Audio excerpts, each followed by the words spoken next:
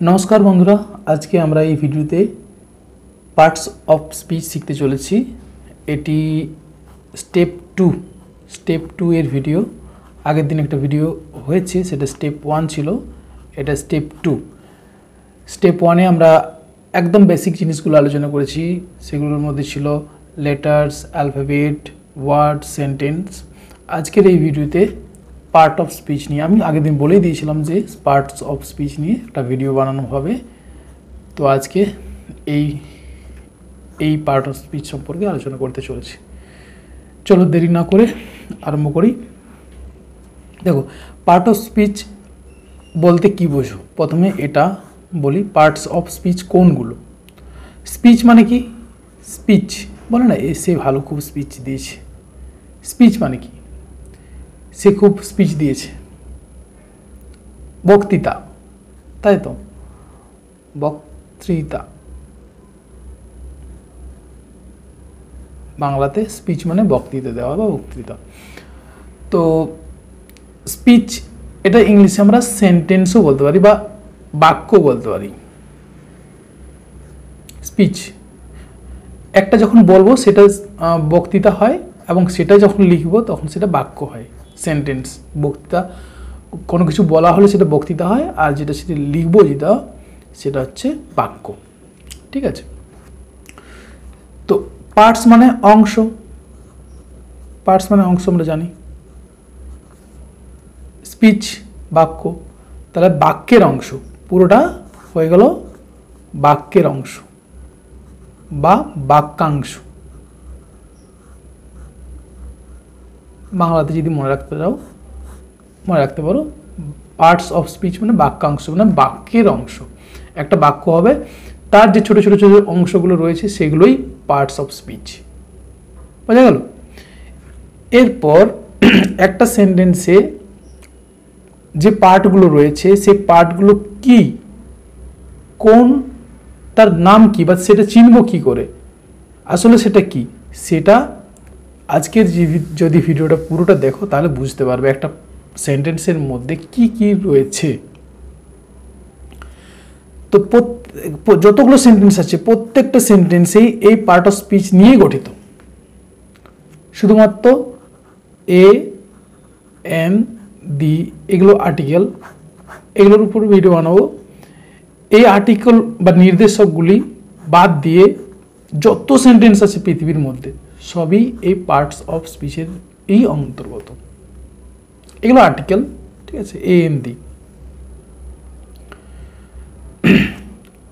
ওকে, এগুলো part of স্পিচের directly নয়, এগুলো প্রোনাউন অনেক সময় ইউজ হয়, এগুলো পার্ট অফ স্পিচেরই অন্তর্গত, কিন্তু এগুলো আমরা আর্টিকেল হিসাবে চিনি। আর্টিকেলটা আমাদের পার্ট অফ স্পিচের মধ্যে পাবো না, কিন্তু তার সাব পার্টের মধ্যে পাবো, প্রোনাউনের মধ্যে পাবো। এগুলো ডেমনস্ট্রেশন, এগুলোকে অনেক সময় বলা হয় ডেমনস্ট্রেশন প্রোনাউন। ঠিক আছে, প্রোনাউনের পার্টের মধ্যে আমরা এগুলো পার্টিকুলারলি তখন পেয়ে যাবো, পার্ট অফ স্পিচেরই অন্তর্গত একদিক থেকে দেখতে গেলে। চলো, পার্ট অফ স্পিচকে 8 ভাগে ভাগ করে যায়। দেয়ার আর 8 types of part of speech. 8 ভাগে ভাগ করা যায়, বাংলাতে লিখে দিলাম 8 types of part of speech. আমি একটা আমি টানা বলে দিচ্ছি, শুনে রাখো, তারপর আমি একটা লিখবো এবং সেটা কি ডেফিনেশন দেবো, একটা এক্সাম্পল দিয়ে দেবো, খুব সুন্দরভাবে মনে থেকে যাবে। 8টা যে পার্ট অফ স্পিচ রয়েছে সেগুলো হলো noun, pronoun, adjective, verb, adverb, preposition, conjunction, interjection. এরকমভাবে এগুলো মুখস্থ করে নেবে বা মনে থেকে যাবে। এরপর একটা লিখি। প্রথমে রয়েছে noun.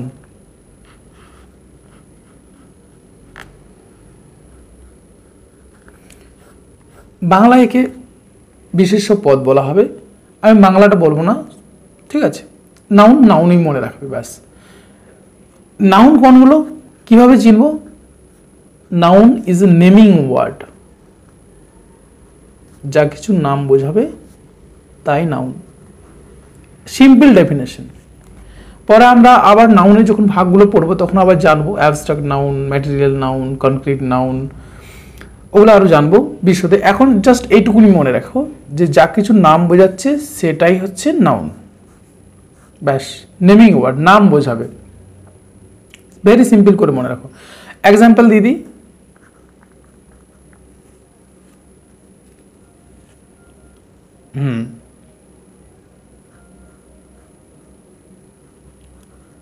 Rana goes to market. বলো তো এটাতে কটা নাউন রয়েছে? দুটো নাউন রয়েছে, একটা হচ্ছে রানা, একটা হচ্ছে মার্কেট। মার্কেট একটা জায়গার নাম, রানা একজন ব্যক্তির নাম। তাহলে এটাও একটা নাউন, এটাও একটা নাউন, দুটো নাউন রয়েছে। এটা ভার্ব, এটা প্রিপোজিশন, আমরা পরে জানছি। তা নাউন হচ্ছে নেমিং ওয়ার্ড, যা কিছু নাম বোঝাবে সেটাই নাউন। ব্যাস, এইটুকু মনে রাখো। Next, pronoun.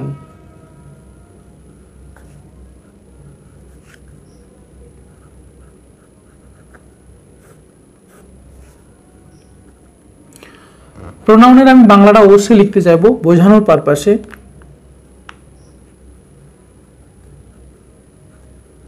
সর্বনাম। কেন লিখলাম বলছি। সর্বনাম মানে হচ্ছে সব নামের ক্ষেত্রেই যা ব্যবহৃত হয় তাই হচ্ছে সর্বনাম। প্রোনাউন নাউনের পরিবর্তে বসবে, নাউনটা ব্যবহার না করে আমরা প্রোনাউন ব্যবহার করতে পারি, ঠিক আছে? তাই হচ্ছে প্রোনাউন বা সর্বনাম। নাউন না ব্যবহার করে আমরা সবসময় একই জিনিস আমরা যদি বলি রানা রানা রানা, রানা স্কুলে যায়, রানা ভাত খায়, রানা হ্যাঁ মার্কেটে যায়, রানা বিয়ে বাড়িতে যায়, সবসময় যদি রানা রানা বলি খারাপ শোনাবে। তার জন্য রানা সবসময় না বলে হি বলতে পারি তার পরিবর্তে, ওই হিটা হচ্ছে প্রোনাউন। আমি এক্সাম্পল দিয়ে দিচ্ছি, এখানে একটা ডেফিনেশনটা লিখে দিচ্ছি নাউনের পরিবর্তে বসে। একটু কেড়ে নিলাম। নাউন এর পরিবর্তে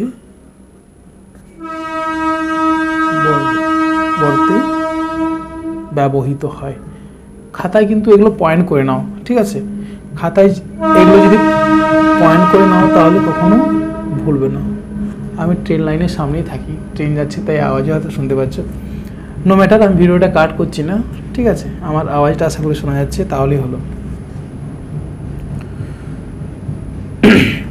হ্যাঁ, নাউনের পরিবর্তে ব্যবহৃত হয় তাই হচ্ছে প্রোনাউন।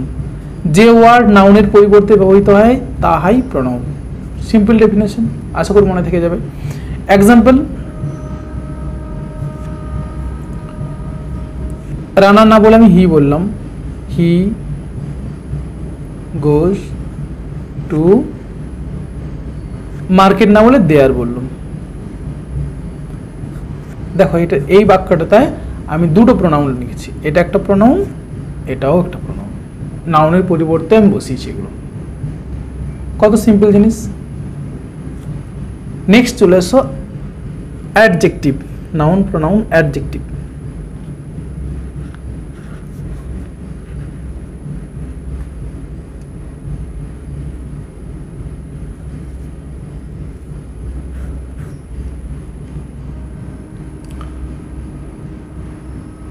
অ্যাডজেক্টিভ বাংলায় সেটাকে বিশেষণ বলবো, বিশেষ্য, বৈশেষণ, সর্বনাম, অব্যয়, ক্রিয়া, যাই হোক। অ্যাডজেক্টিভ কোনগুলো? ডেফিনেশন কি? Adjective qualifies noun and pronoun. Okay, adjective নাউনকে এবং প্রোনাউনকে কোয়ালিফাই করবে, বিশেষিত করবে, তাদের সম্পর্কে কিছু বলবে, ঠিক আছে? এটা হচ্ছে অ্যাডজেক্টিভ। যেমন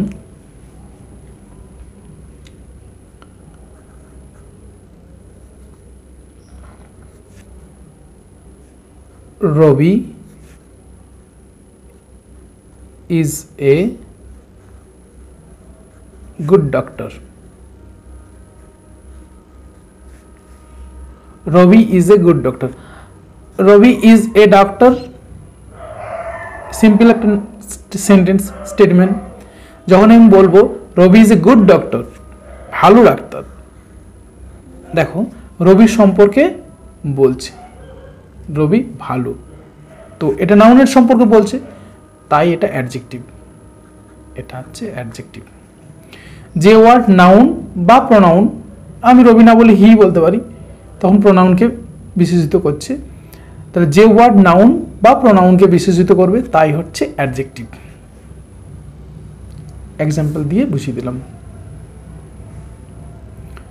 ডেফিনেশনটা আমি নিচে লিখে দিচ্ছি, খাতায় চাইলে তোমরাও লিখে রাখতে পারো। নাউন বা প্রোনাউন কে বিশেষিত করবে, এই ওয়ার্ডটা একটু আনকমন হলেও মনে রাখো, নতুন ওয়ার্ড শেখা হয়ে গেল, বিশেষিত করে। নাউন বা প্রোনাউনকে বিশেষিত করে, তাহলে যে ওয়ার্ড নাউন বা প্রোনাউনকে বিশেষিত করে তাহাই অ্যাডজেক্টিভ। কত সিম্পল। নেক্সট,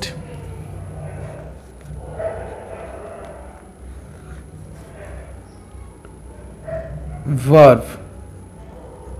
একটু আমার ভিডিওটা একটু বড় হবে, আমি একটু আস্তে আস্তেই বলছি, কারণ এটা খুবই খুবই ভাইটাল। কারণ আমরা প্রত্যেকটা ইংরেজির যে ওয়ার্ডগুলো রয়েছে সেগুলো আমরা চিনব কী করে, সেটা নিয়ে আলোচনা করছি। তো এটা খুবই গুরুত্বপূর্ণ একটা ভিডিও, তার জন্য একটু আস্তে আস্তেই বলছি যাতে করে তোমাদের মনে থেকে যায় ঠিকঠাক। ভার্ব হচ্ছে ক্রিয়াপদ, বাংলায় এটাকে ক্রিয়াপদ বলবে। তো সিম্পলভাবে যদি মনে রাখতে চাও তাহলে বলবো যে action word, verb is an action word, যা কিছু কাজ করা বোঝায়, বেসিক্যালি কাজ করা বোঝায়।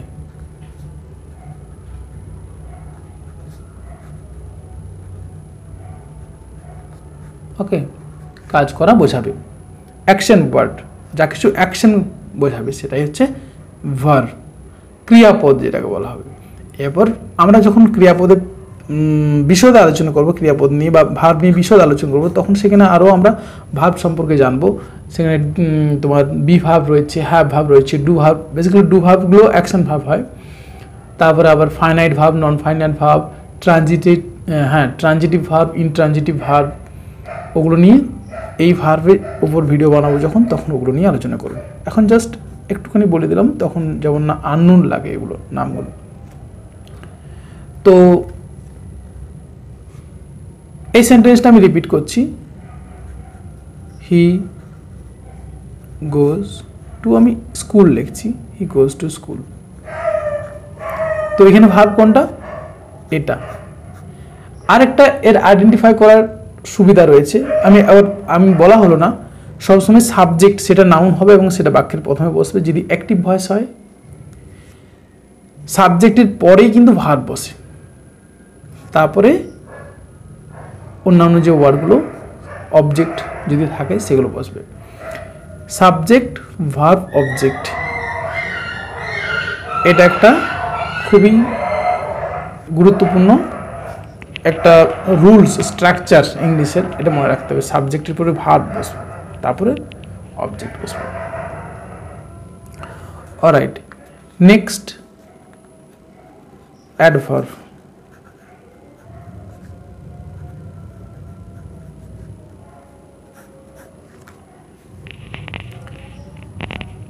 অ্যাডভার্ব কোনগুলো?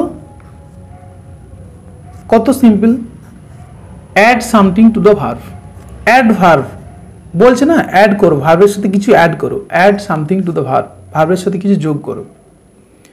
So an adverb is not only qualify verb but also it qualify the adjective and sometimes it qualify the whole sentence. বাংলায় করে বলে দিই, অ্যাডভার্ব ভার্বকে এবং অ্যাডজেক্টিভকে কোয়ালিফাই করবে, বিশেষিত করবে, এটাই হচ্ছে adverb. It add something to the verb, sometimes it add something to the adjective. ঠিক আছে, তো ডেফিনেশনটা এটাই, অ্যাডজেক্টিভ আর ভার্বকে বিশেষিত করবে।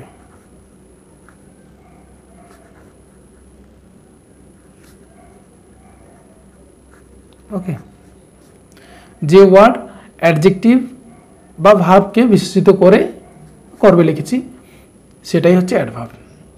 আমি বলে দিই, হি is very handsome boy.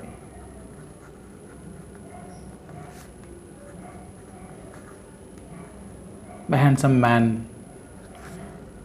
Handsome boy লিখছি না, হ্যান্ডসাম ম্যান, যেহেতু একটা হ্যান্ডসাম ওয়ার্ডটা একটা ম্যাচিওর ওয়ার্ড, তাই হ্যান্ডসাম বয়ও হয়, আমি ইচ্ছে করে ম্যান লিখলাম। হ্যান্ডসামটা ছেলেদের ক্ষেত্রে হয়, আর প্রিটি নাইস এগুলো মেয়েদের ক্ষেত্রে ব্যবহৃত হয়। তো হ্যান্ডসাম অ্যাডজেক্টিভ, কারণ দেখো এটা ম্যান, ম্যানটা নাউন, নাউনকে কোয়ালিফাই করছে অ্যাডজেক্টিভ, এবং এই অ্যাডজেক্টিভের সম্পর্কে অ্যাডভার্ব কিছু বলছে, এটা হচ্ছে adverb. Very very handsome, he is handsome, okay, আর he is very handsome adverb.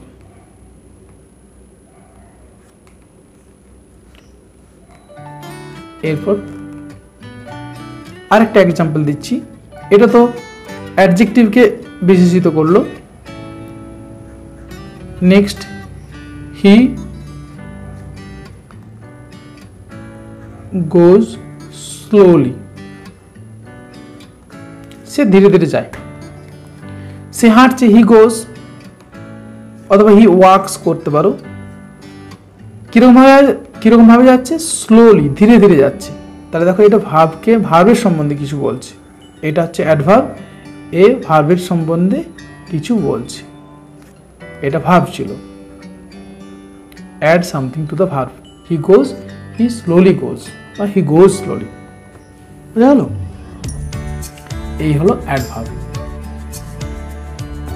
Next, preposition.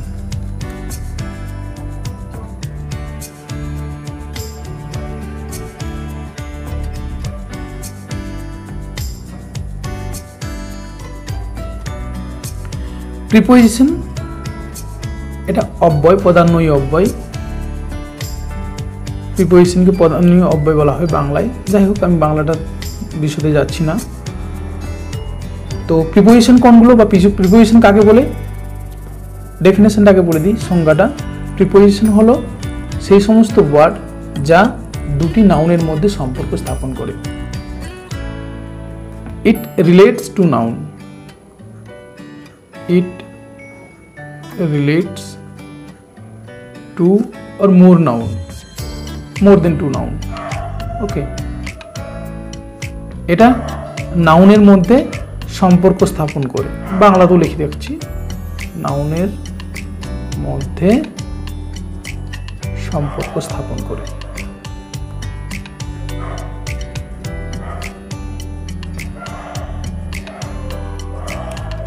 Okay, preposition হচ্ছে সেই সমস্ত ওয়ার্ড যা নাউনের মধ্যে সম্পর্ক স্থাপন করে। একটা এক্সাম্পল দিলেই এটা ক্লিয়ার হয়ে যাবে। কিরকম?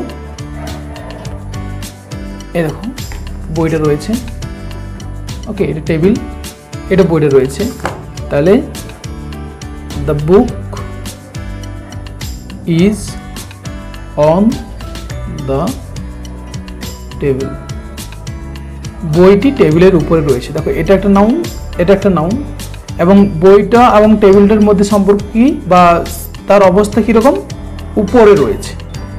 তাহলে প্রিপোজিশন হচ্ছে প্রিপোজিশন, অবস্থাটা কোথায়, নাউনের অবস্থাটা কোথায়, ঠিক আছে, এটা বোঝাবে। নাউনের অবস্থান বা দুটি নাউনের মধ্যে সম্পর্ক, অবস্থান বা সম্পর্ক একই রকম, কিরকম, যে হ্যাঁ বইটি এবং টেবিলের মধ্যে সম্পর্ক স্থাপন হচ্ছে, টেবিলটা উপরে রয়েছে বইটি, এটাই বোঝাতে চাইছি। Next 7, conjunction.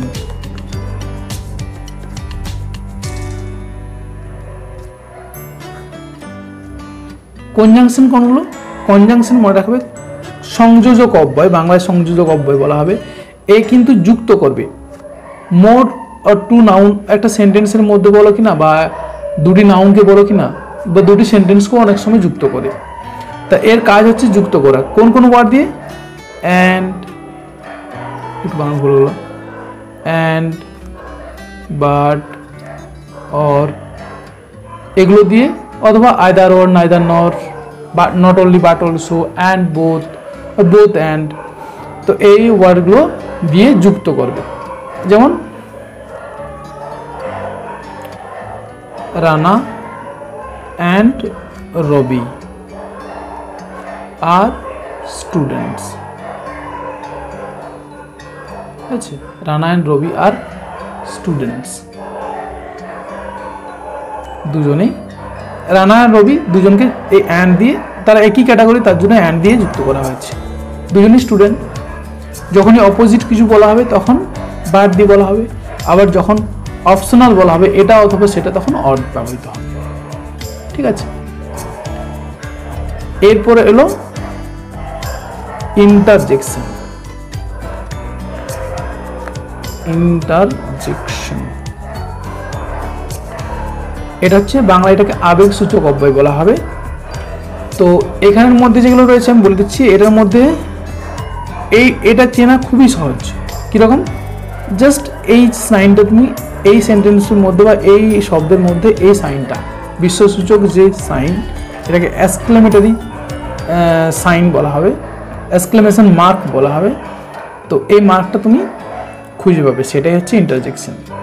এটা সবসময় আবেগ, হ্যাঁ, আনন্দ, আমাদের মনে দুঃখ, বেদনা, এই সমস্ত অনুভূতি এগুলো প্রকাশ পাবে এই সমস্ত এই ইন্টারজেকশনের মাধ্যমে। যেমন এলাশ, এইচ।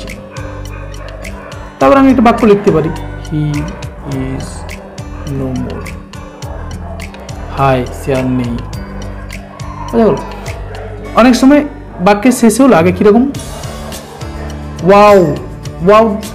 ওয়াওটাও কিন্তু আমরা যখন বিস্ময় হয়ে যায় তখন ওয়াও চিহ্নটা দিই, অথবা এটা না দিয়েও আমি পুরোটা বাক্যের মধ্যে বুঝাতে পারি, how beautiful the scene is, how beautiful the scene is, দৃশ্যটা কতই মনোরম, কতই সুন্দর। হ্যাঁ, এই চিহ্নটা দিতে হবে, নাহলে কিন্তু ভুল। ঠিক আছে, এই চিহ্নটা দিতে হবে, এই চিহ্নটা না দিলে কিন্তু এই সেন্টেন্সটা হবে না, ভুল হয়ে যাবে। তো এই ছিল আমাদের পুরো ভিডিও, পুরো পার্ট অফ স্পিচ সম্পর্কে একটু কিছু ছোট্ট ধারণা, ছোট নয়, আমি বিশদে আলোচনা করে দিলাম। আশা করি এরপর এই নোটসগুলো, এই ভিডিওটা দেখার পর আশা করি পার্ট অফ স্পিচ সম্পর্কে কারো কোনো কোয়ারি থাকবে না। যদি থেকে থাকে আমাকে কমেন্টে জানাতে পারো।